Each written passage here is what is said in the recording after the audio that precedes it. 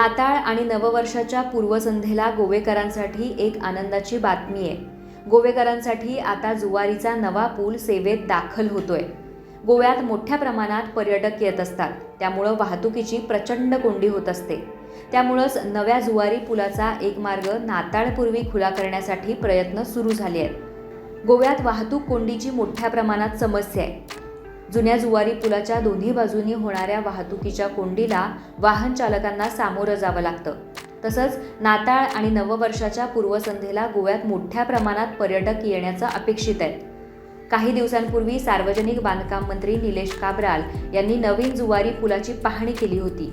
यावेळी पुलाची एक बाजू डिसेंबर 2022 पर्यंत सुरू करण्यात येईल अशी माहिती दिली होती। हा नवा पूल सेवेसाठी तयार होत असून त्यासाठी कामाची गतीही वाढवण्यात आली आहे। या नव्या पुलाचा एक मार्ग पंतप्रधान नरेंद्र मोदी यांच्या हस्ते खुला करण्याचा राज्य सरकारनं विचार केला होता। मात्र या पुलाचे काम पूर्ण झालं नसल्यामुळे तो स्थगित करण्यात आला होता। आता नव्या जुवारी पुलाचा एक मार्ग सुरू करण्यासाठी रात्रंदिवस काम सुरू आहे।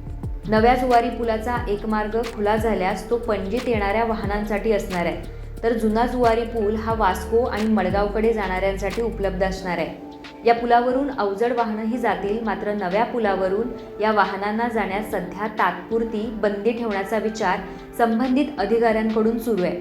राज्यात गेल्या काही दिवसांपासून मोठ्या प्रमाणात देशी आणि विदेशी पर्यटक गोव्यात येऊ लागले आहेत। त्यामुळे जुन्या जुवारी पुलावर वाहनांच्या रांगा लागून कोंडी होतीये। हे टाळण्यासाठी नव्या जुवारी पुलाचा एक मार्ग खुला करणं हाच पर्याय आहे। त्या दृष्टीनं कंत्राटदाराला हे काम नाताळपूर्वी पूर्ण करण्याची सूचना देण्यात आली आहे। त्यामुळे यंदाच्या पर्यटन हंगामात वाहतुकीची कोंडी कमी होईल हे निश्चित।